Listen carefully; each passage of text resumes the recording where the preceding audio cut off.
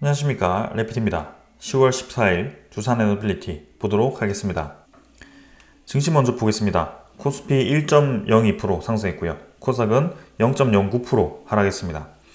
오늘 양증시는 중간에 이제 하락으로 좀 진입을 하다가 코스닥은 부합으로 마무리가 되었고 코스피는 1% 정도 반등하면서 마무리가 되었습니다. 외국인 투자자는 여전히 코스피에서 크게 매수를 하지 않고 있습니다. 900억 정도 매수했고요. 3,200억 정도 기관 투자자가 매수를 하면서 좀 더 매수세를 끌어올렸습니다. 코스닥은 외국인 투자자는 500억 정도 매도했고요. 기관 투자자가 430억 매도하면서 양매도 진행이 되었습니다. 자, 일별 차트는 계속 비슷한 그림을 그리고 있습니다. 고점이 점점 낮아지면서도 저점을 높이는 수렴 형태로 진행이 되고 있고요. 여기서 이제 증시가 치고 나가느냐, 치고 나가지 않느냐가 결정이 될 것 같습니다. 글로벌 경제는 이제 어느 정도 안정화를 찾고 있습니다. 아무래도 경기 침체에 대한 우려감이 조금 완화된 경향이 있죠. 그래서 생각보다 이제 물가 지표도 잘 유지되고 있고, 우리가 우려했던 침체 시그널들이 하나씩 해소가 되면서 금리에 대한 과도한 인하도 좀 이제 넘어간 것 같고, 적절하게 천천히 스텝별로 금리를 떨어뜨리면서 경기를 연착륙시키는 방향으로 갈 거다라고 예상이 되었기 때문에 시장이 안정세를 찾고 있습니다. 그래서 이제 우리나라 증시를 포함해서 지금 이제 해외 증시들도 전반적으로는 좀 좋은 움직임이 만들어지고 있고요. 여기에 대해서 본격적인 좀 반등이 나오기를 기대를 하고 있습니다. 하지만 이제 외국인 투자자에 대한 수급을 보게 되면 여전히 이제 우리나라 증시에는 크게 유입을 하지 않고 있습니다. 11일에도 6천억 가까이 매도하면서 증시가 좀 좋지 않았고요. 외국인 투자자는 그 다음 날인 오늘도 1,000억 이상 매수하지 않았습니다. 그래서 사실상 지금 이제 매수다운 매수를 하지 않고 계속 이제 매도세를 이어가고 있다라고 봐도 될 것 같고요. 옵션 만기 이후에도 이런 식의 움직임을 이어가다 보니까 이제 연말까지도 계속 이러한 흐름이 좀 쉽지는 않겠구나라는 생각이 좀 듭니다. 기관 투자자도 3,200억 정도 매수가 되었는데요. 금융 투자가 2,400억 정도 매수가 되면서 집중적으로 금융 투자 위주로의 매수세가 진행이 되었습니다. 연기금 투자자는 지금 이제 890억 정도 매수를 했는데 최근에는 좀 매수를 하고 있죠. 그러나 전반적으로는 금융 투자 위주로 기관 투자자가 움직이고 있기 때문에 특별하게 뭐 큰 영향을 주고 있지는 않은 것 같습니다. 증시가 좀 본격적으로 올라간다라고 생각하기 위해서는 외국인 투자자에 대한 좀 많은 매수가 들어와야 될 텐데 지금은 아직은 그런 시기는 아닌 것 같습니다. 코스닥은 770포인트로 진행되었고요. 0.7포인트 떨어지면서 0.1% 정도 하락했습니다. 비슷한 자리에서 마무리가 되었고 최근에 이제 쌍바닥 찍고 좀 이제 비슷한 수준의 라인에서 주가가 형성되고 있습니다. 그래서 수렴 구간에서 이제 치고 나가는지가 좀 결정이 될 것 같은데 아직까지는 큰 움직임 없어 보이고요. 적절하게 마무리가 되었습니다. 그래서 코스닥도 이제 증시가 좀 올라갈 때 같이 올라갈 텐데 아직 우리나라 증시가 타 증시 대비해서는 좀 약한 모습이 이어지고 있습니다. 그래서 그러한 부분들이 좀 해소되는 시기에 올라갈 것 같은데 한번 보겠습니다. 환율은 계속 올라가고 있습니다. 6원 정도 올라갔고요. 1357원까지 또 올라가면서 0.4% 가까이 또 올라갔습니다. 자, 예상과 다르게 또 움직이고 있고요. 환율이 좀 갑자기 또 급등을 하기 시작합니다. 그래서 저점은 이제 1300원 가까이 찍고 또 1360원 가까이 또 환율이 치솟고 있고요. 다시 한번 이제 이 후반대로 진입을 하는가가 또 우려가 됩니다. 왜냐하면 환율이 계속 높다라는 것은 원화 가치가 여전히 낮고 강달러 이 추세가 이어진다라는 뜻이고 미국 증시 위주로의 그런 자금 이 집중화가 계속 이어질 거기 때문에 그러한 부분도 별로 좋지는 않거든요. 그래서 우리나라 환율이 높아지면 높아질수록 또 부담스러운 것도 사실입니다. 이미 이제 평소보다 훨씬 높은 수준을 계속 유지하고 있습니다. 환율은 지금 1250원대로 떨어져야지 지금 정상적으로 움직인다라고 볼 수 있겠지만 아직까지는 이 강세가 끊이지 않고 이어지고 있습니다. 그래서 조금 더 살펴보도록 하겠습니다. 아무래도 경기가 연착륙을 한다. 그러니까 물가 지표가 여전히 강하다라고 신호를 줬기 때문일까요? 경기 침체에 대한 시그널이 사라지면서 나타난 게 지금 이제 이 국채금리 상승과 환율에 대한 상승이 나타나고 있습니다. 그래서 국채금리도 꾸준히 올라가서 지금 4.1%대까지 올라왔고요. 네, 지금 이제 바닥을 찍고 상당히 강하게 반등을 하고 있습니다. 그래서 4.2 중반대까지, 4점 후반대까지는 가지 않겠지만 지금 4점 중반대까지 진입하기를 또 앞두고 있고요. 또 과도하게 국채금리가 올라간다면 굉장히 부담스러울 수 있습니다. 이 수치 자체가. 그래서 이러한 것들을 좀 이제 눈여겨서 보도록 하겠습니다. 자, 계속 경기 지표가 요리 갔다 저리 갔다 헷갈리게 움직이고 있습니다. 이럴 때일수록 전체적인 그림을 좀 보면서 대응을 해야 될 것 같고요. 지금 확실한 점은 이제 금리 인하가 시작되었다라는 것은 확실합니다. 그죠? 요거는 확실하게 시작되었다라고 보는 게 맞고요. 이제는 금리 인하가 계속 진행될 것도 확실해 보입니다.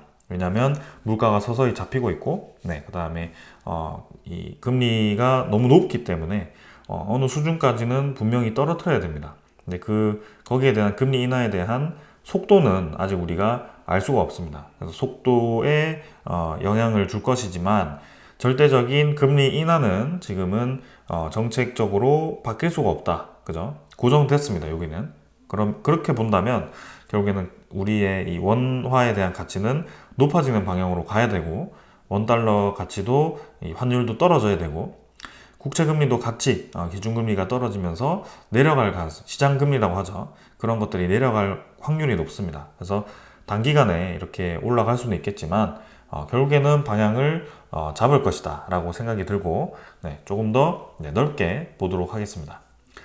지수 선물은 미국 증시는 지금 뭐 부합 수준의 상승 하락 정도 반복하고 있고요. 유럽 증시도 오늘은 특별하게 움직임 없이 부합 정도로 진행되고 있습니다. 그래서 특별하게 볼 거 없이 넘어가도록 하겠습니다. 원자재 가격은 국제유가는 다시 좀 떨어지고 있고요. 73달러 수준, 천연가스도 2.5달러 수준으로 물가가 좀 잡히기 시작합니다. 에너지 가격들이. 중동 정세가 계속 긴장이 되었다가 또 풀렸다가 뭐 휴전을 한다고 했다가 왔다 갔다 하고 있거든요. 그래서 그러한 것들이 좀 혼란을 주고 있습니다. 그러나 결론적으로 보았을 때도 마찬가지죠. 전쟁을 극도로 키워서 3차 대전까지 가기에는 너무나도 많은 국가들과 많은 사람들이 손해를 볼 수밖에 없습니다. 그래서 그러한 상황을 이용해서 최대한 이득을 보는 방향으로 서로를 활용을 할 것이기 때문에 결론적으로 보았을 때는 전쟁은 확전이 되지 않을 것 같습니다. 그럴 확률이 굉장히 낮을 거고 그러한 상황이 종료가 된다고 했을 때는 이 에너지 가격도 치솟았다가 서서히 깔아앉는 모양새로 진행될 가능성이 크다. 이렇게 생각됩니다. 그래서 그렇게 보면서 시장을 좀 리딩을 해 가면 될 것 같고요. 네, 지금은 이제 연말에 가까워지고 있죠. 미국의 대선을 앞두고 있기 때문에 한 달 정도 남았습니다. 그래서 그 기간까지만 좀 지켜보고 대선 이후에 이제 연말에 어떻게 또 증시가 움직이는지 또 한번 지켜보도록 하겠습니다. 전체 그림은 금리 인하는 맞지만 그 과정 속에 이제 그동안 고금리의 부작용들이 나타날 수 있습니다. 그래서 그러한 것들을 포착해서 미리미리 좀 대응을 해야 되고 지금 다시 올라간다고 해서 우리가 이전에 증시가 급등을 했던 것처럼 올라가기는 쉽지 않습니다. 금리가 서서히 떨어지는 그 과정도 굉장히 이제 부채가 많은 기업들과 부채가 많은 국가들과 부채가 많은 사람들은 부담스러울 수밖에 없습니다. 왜냐하면 금리가 높게 유지되는 그 기간이 내년까지도 이어지는 게 사실이거든요.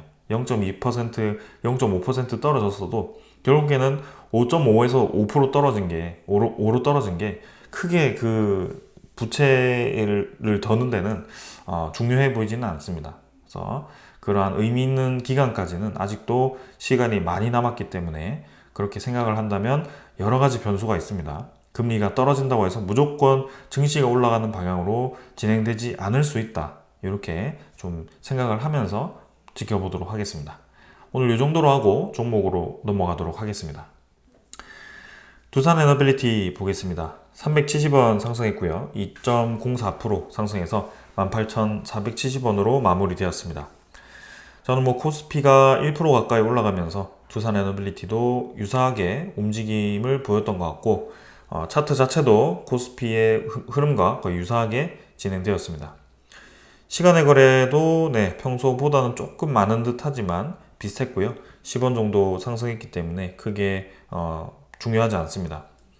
일별 거래량도 225만 주입니다. 전날보다 증가했지만 비슷한 수준이죠. 그래서 최근에는 500만 주가 넘어가는 거래량이 찾기 힘들 정도로 이제는 두산 에너빌리티가 거래가 좀 많이 줄어 있다라고 보여지고 있고요.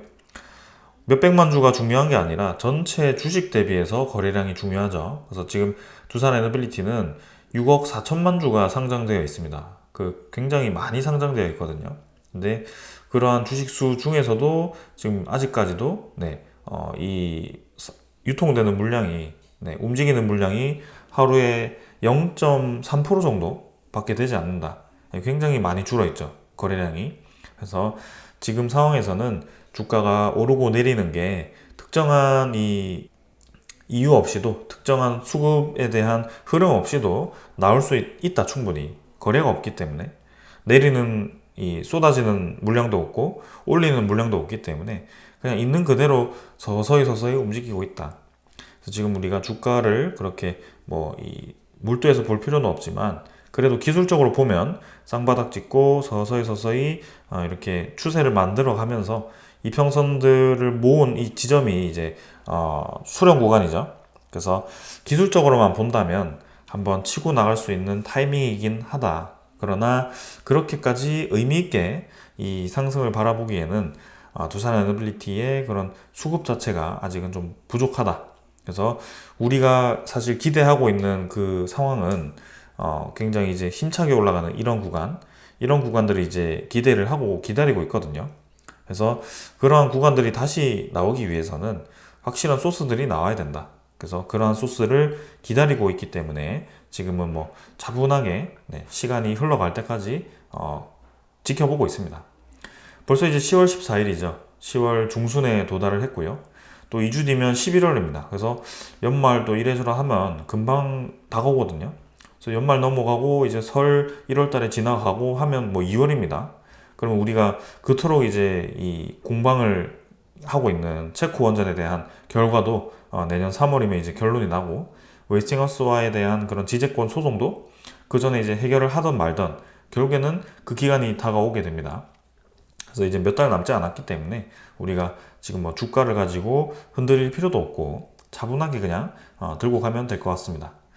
한 가지 이제 찝찝한 거는 이제 증시 흐름이죠. 증시가 이제 혹시나 지금 금리 인하는 시작됐지만 혹시나 이제 경제 위기가 나타날 수 있을 정도의 지금 부채가 많이 쌓여 있는 상황이거든요. 시장에 뭔가 이 응력이 많이 쌓여 있습니다. 그게 구멍을 속속 내면서 이제 힘을 빼주고 있긴 하지만 한 번에 이제 터지는 상황이 생길 수도 있거든요. 그거를 아무도 예상을 할 수 없기 때문에 그런 것들을 좀 생각을 한다면 사실상 이제 지금은 좀 비중을 덜어내는 게 확률적으로는 좋긴 하지만 일단은 기업 입장으로 봤을 때는 우리가 이 속해 있는 이 에너지 테마 입장으로 봤을 때는 또 내년 초가 무시할 수 없을 정도의 그런 이 영향력이 있거든요.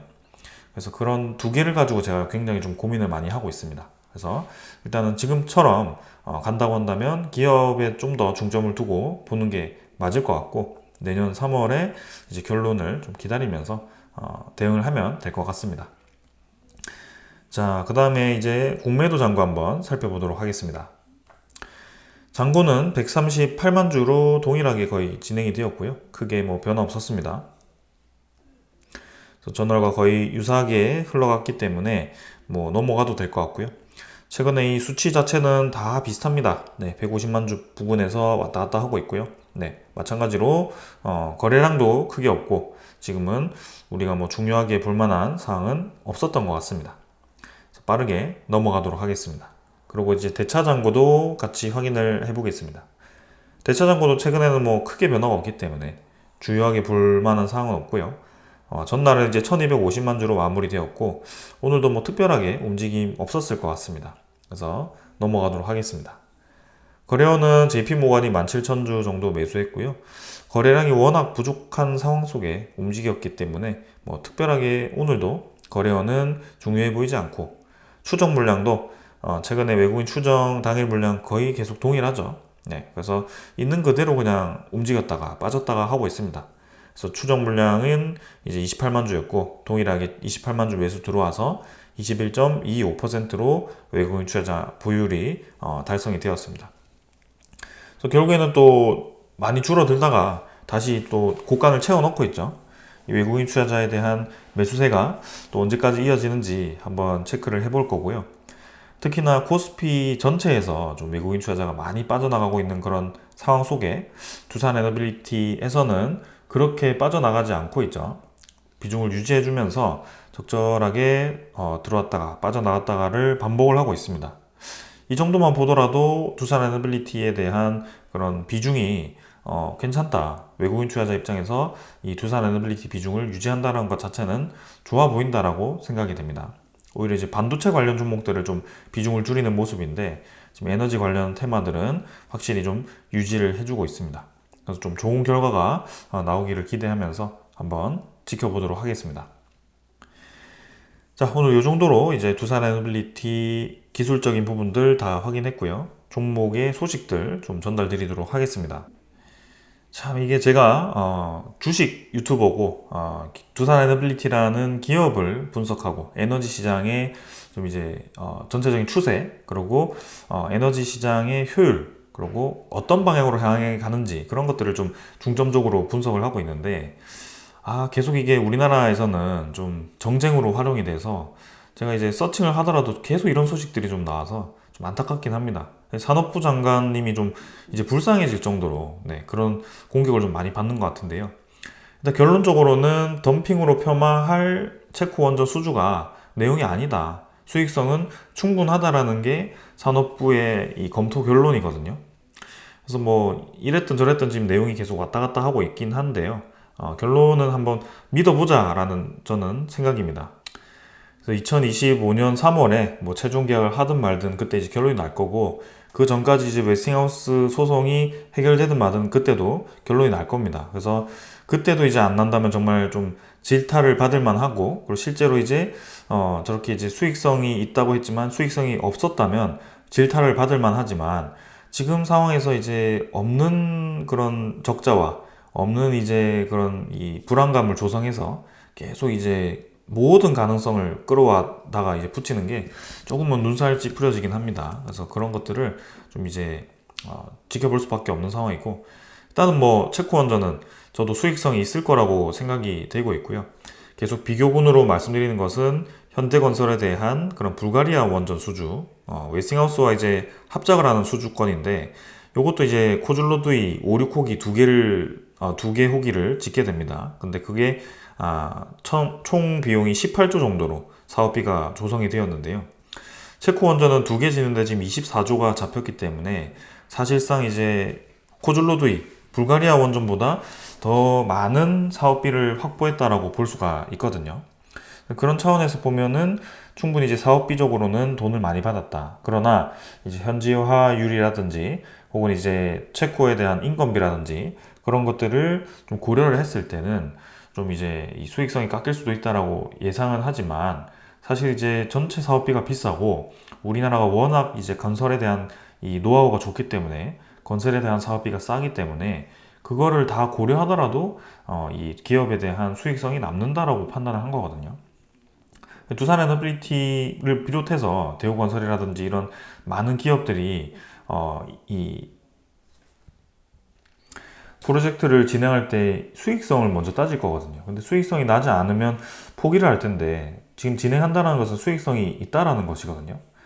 그런 것들을 좀 기업들과 저런 산업부를 좀 믿고 가면 좋을 것 같은데, 좀 그런 상황입니다. 아무튼 계속 이제 그런 소식들이 들려오다 보니까 저도 이제 두산 에너빌리티와 에너지 관련 내용을 다루는 상황 속에서 한 번에 이제 짚고 넘어가야 되는 소식이기 때문에 좀 자주 언급드리는 것 같습니다.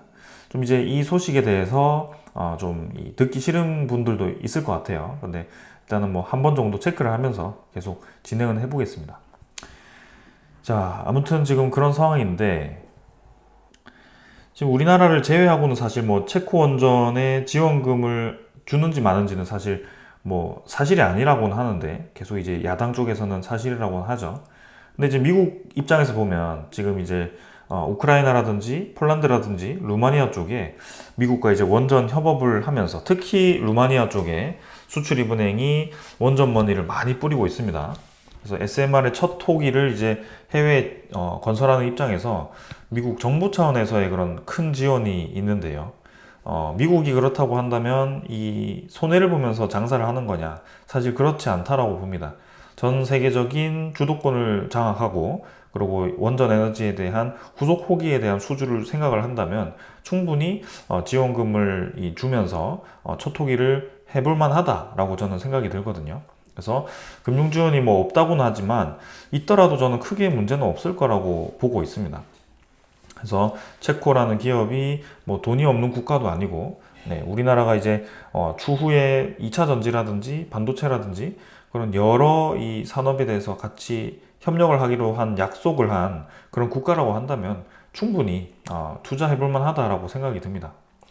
UAE와 이제 사우디가 우리나라에 40조씩 지원을 하는 것처럼 투자를 하는 것처럼 우리나라도 그런 식으로 투자를 할 수 있다. 이렇게 좀 이해를 하면 될 것 같은데 무조건 이제 우리나라가 손해를 본다라고 접근을 하니까 좀 이제 맞지 않는 그런 내용이 나오는 것 같습니다. 자, 그렇고 이제 요거는 제가 언급을 드릴까 말까 하다가 간단하게 좀 언급을 드리자면 지금 이제 영광군수 재선거를 앞두고 이제 두 후보가 이제 야당 쪽 특히 지금 원전에 대해서 굉장히 반대하고 원전에 대한 수익성을 공격하는 그 두 야당이 저기 영광 쪽에 있는 한빛 원전에 대한 그런 이 수명 연장에 대해서 서로 공방을 하고 있다고 합니다. 그러니까 이제 지역 주민의 일자리와 지역의 경제성을 생각했을 때는 또 한빛 원전이라는 그 수명 연장이 필요하죠. 그런데 그런 것들을 이제 하지 않는다고 하니 지지율이 떨어지니 또 이제 그런 것들을 가지고 싸우기 시작합니다. 그러니까 정작 에너지의 효율성과 정말 그 지역의 이 일자리를 생각을 한다면 탈원전이라는 정책도 정말 잘못되었거든요. 네. 그 탈원전으로 인해서 이제 뭐 경북이라든지 경남이라든지 이런 쪽에 있는 주요 이 원자로 제작 업체들, 건설 업체들이 많이 힘들어진 것도 사실입니다. 근데 그런 것들을 이제 계속 주장을 하다가 이제 와가지고 저기서는 이제 서로 자리 하나 차지하겠다고 저런 식으로 싸우고 있습니다.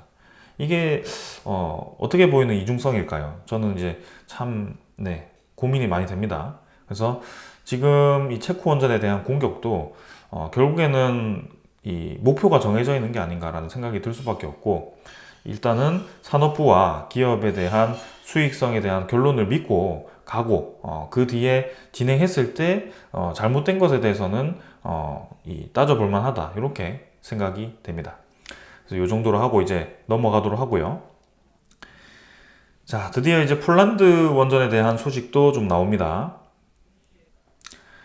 한수원이 폴란드 원전 수주 추진에 한국 기업이 미리 벤더 등록을 해야 된다라고 얘기를 하였습니다. 그 내용을 좀 보니까 이제 폴란드가 연말까지 타당성 조사를 거쳐서 본계약 체결 여부를 결정한다라는 소식이 좀 들려왔고요.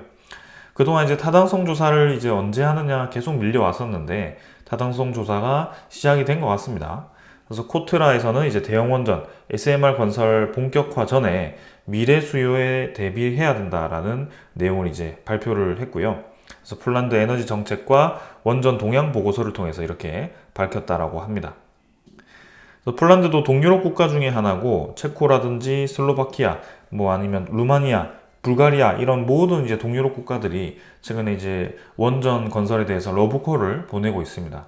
그래서 폴란드도 지금 그런 상황을 무시를 할 수 없을 거고요. 특히 2차 전지 관련한 많은 공장들이 폴란드에 또 있기 때문에 그러한 것들 이제 미래 전력 수요를 예상했을 때는 원자력 발전에 대한 안정적인 기저에너지원이 필요할 수밖에 없습니다. 그래서 재생에너지도 중요하겠지만 분명히 안정적인 역할을 하는 기저에너지원의 퍼센트가 필요할 거거든요.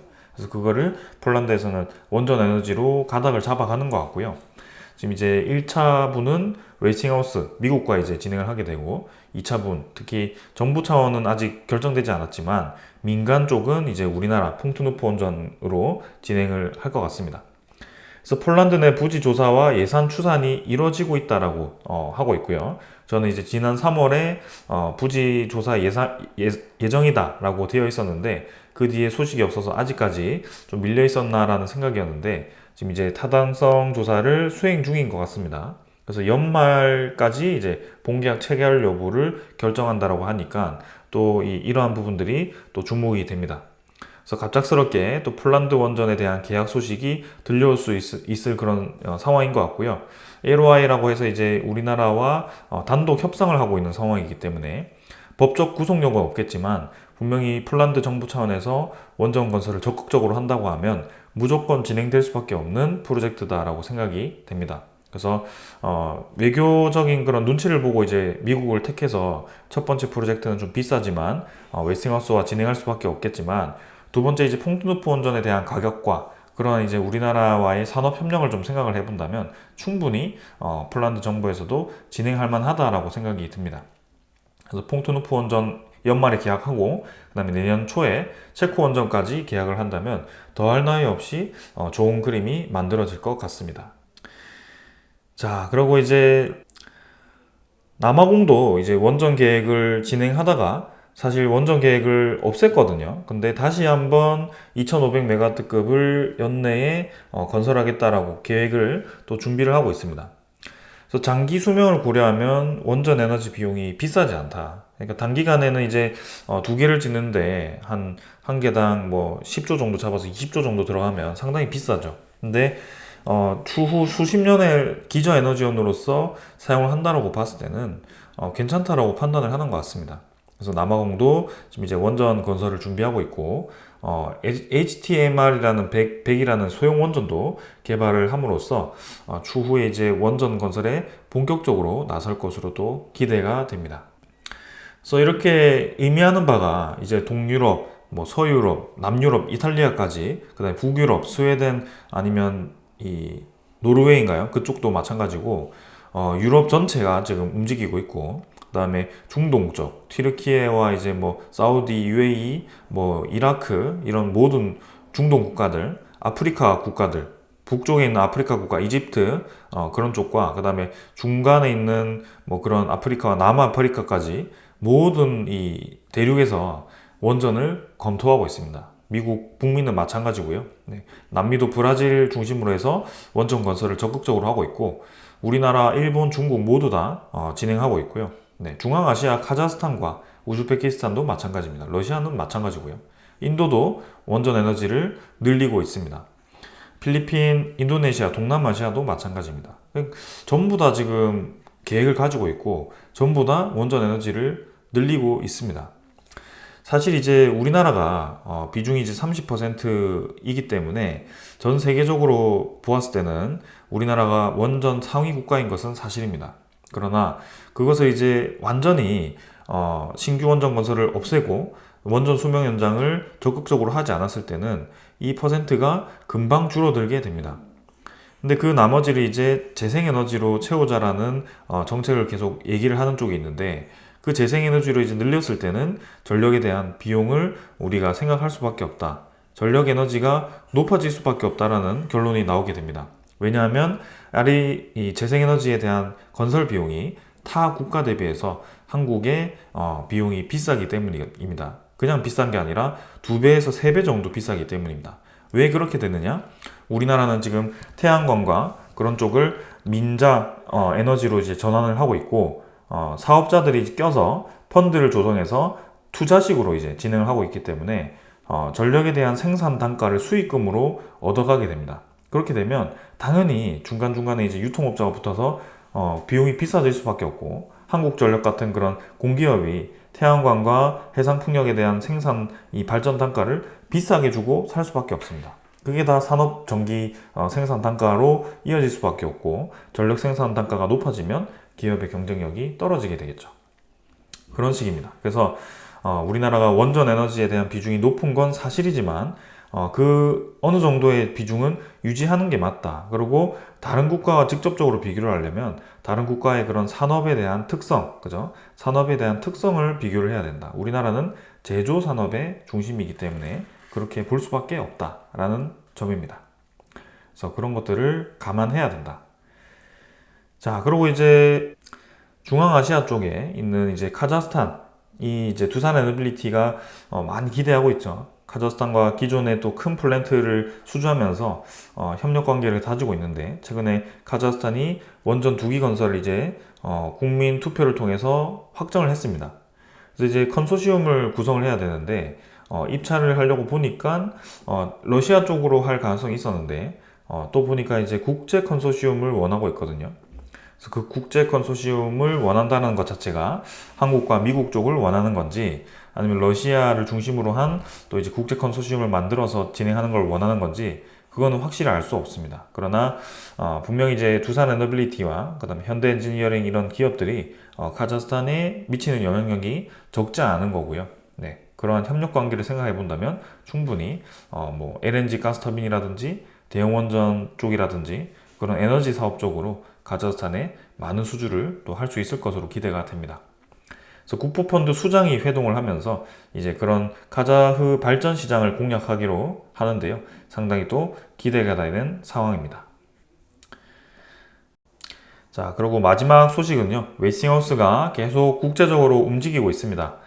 이제 캐나다 쪽에 있는 시스판이라는 회사와 AP1000과 AP300에 대한 프로젝트 MOU 체결을 하게 되는데요.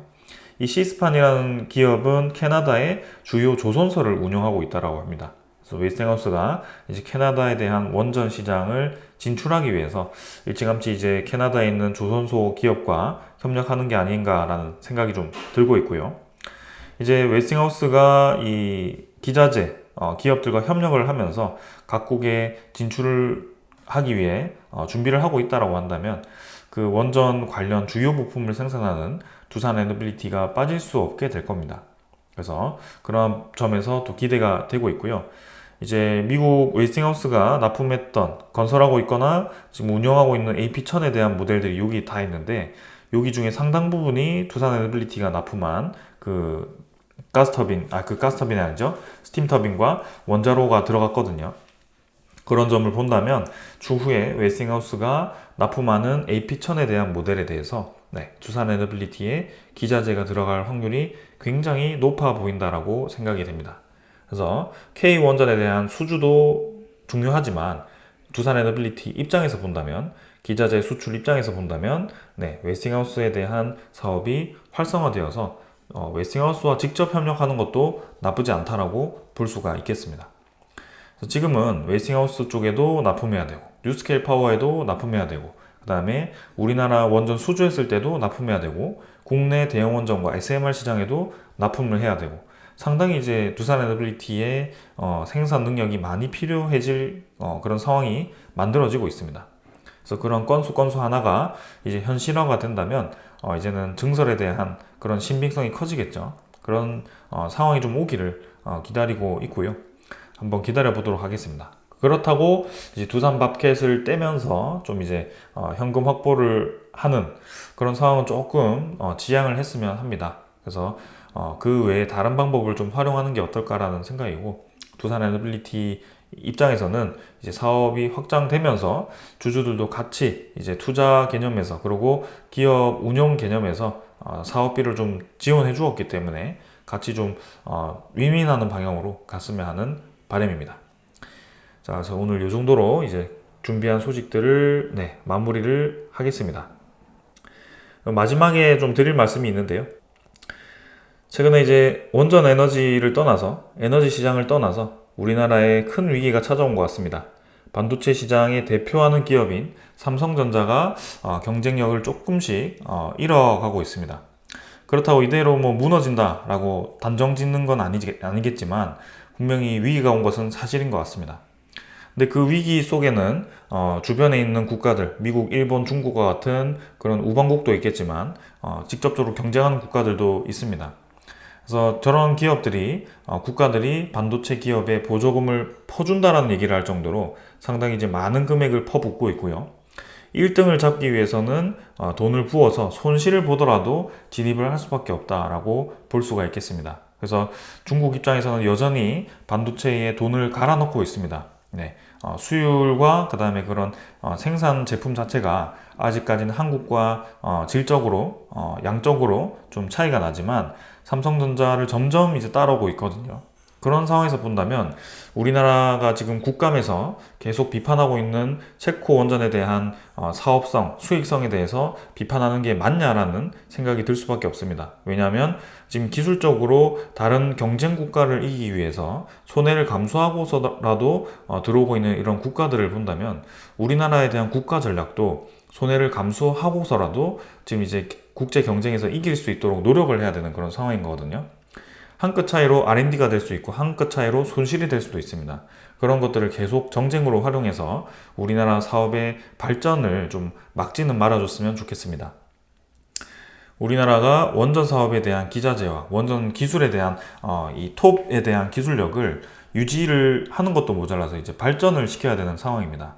중국과 러시아, 이제 우리나라가 배제가 되고 나면 미국은 다른 국가를 찾게 될 거고, 그런 다른 유럽 국가들도 한국을 대체할 수 있는 국가들과 기업들을 찾게 될 겁니다. 그러한 상황을 만들지 않기 위해서는 지금의 주도권을 유지를 해야 되고, 그리고 시장을 비집고 들어가야 됩니다. 특히 유럽 시장은 진출하기가 굉장히 어려웠고 우리나라가 최초로 진출한 시장입니다. 그만큼 어려운 시장이라는 뜻이거든요. 중국이 우리나라의 반도체를 이기기 위해서 어떻게 정부에서 투자를 하고 있고 얼마나 많은 금액을 손실을 보면서 감당하고 있는지, 그리고 제품을 얼마나 싼 가격에 손실을 보고 팔고 있는지를 생각을 한다면 절대 체코 원전에 대해서 덤핑이라고 얘기를 할 수 없을 겁니다. 그래서 그렇게 좀 정리를 하면서 마무리를 하도록 하고요. 우리나라가 빨리 이제 수주를 확정짓고 웨스팅하우스에 대한 지재권 합의를 하고 미국과 본격적인 원전 르네상스를 좀 이렇게 확정지었으면 좋겠습니다. 그래서 그렇게 해서 우리 주주들도 기다렸던 만큼 보상을 좀 받았으면 좋겠고요. 우리가 바라보는 이 에너지 시장에 대한 확대가 틀리지 않았다는 것을 곧 증명할 수 있지 않을까라는 기대감을 가지고 있습니다. 자, 오늘 여기까지 하고 마무리하겠습니다. 감사합니다.